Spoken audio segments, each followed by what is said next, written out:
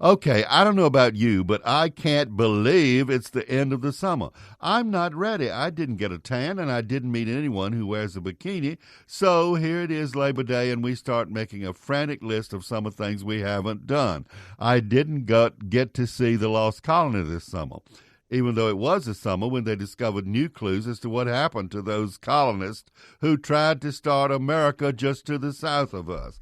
They've been marching off into the wilderness off stage every summer night in Manio for 78 years, making it the second longest running outdoor drama in America.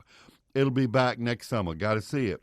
I haven't yet been to a Tides baseball game this summer, but it's not too late for that. I'm on that case. But by golly, I'm a theater critic, and I did this week see the new play about the Simpsons, Bart Simpson and parents, Marge and Homer, and all the rest. It's called, quote, Mr. Burns, a post-electric play, and it's at that crazy place called the Generic Theater down under, way down off the most underground parking lot below Chrysler Hall.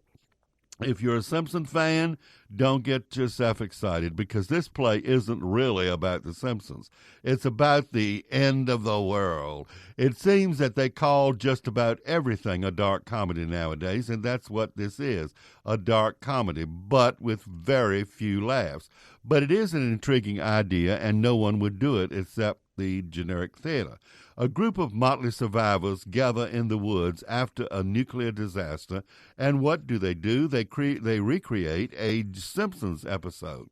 They do the one called Cape Fear, which was a spoof of the movie Cape Fear, and is famous because someone tried to kill Bart Simpson, which, considering his pest quota, is not so far-fetched. But at 24 years and counting, they're calling this the longest-running TV sitcom in history.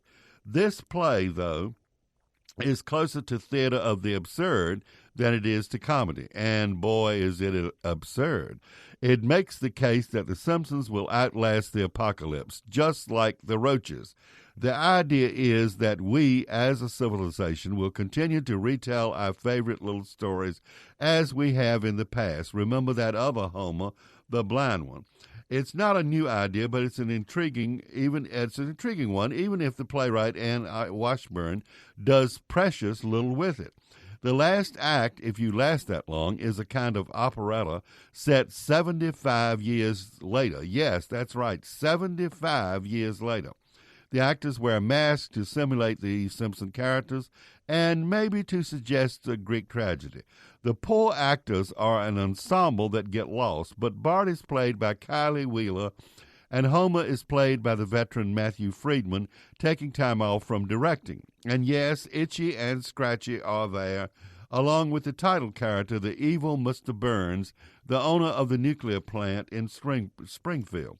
He's suggested by Jimmy Dragas. It's a way-out play, especially for folks who are willing to work at it. At the evening's end, I'll admit, I was more exhausted than I was exhilarated. Reruns of The Simpsons are not only more entertaining, they're more artistic, too. As for me, I'm off to the ball game. Bye.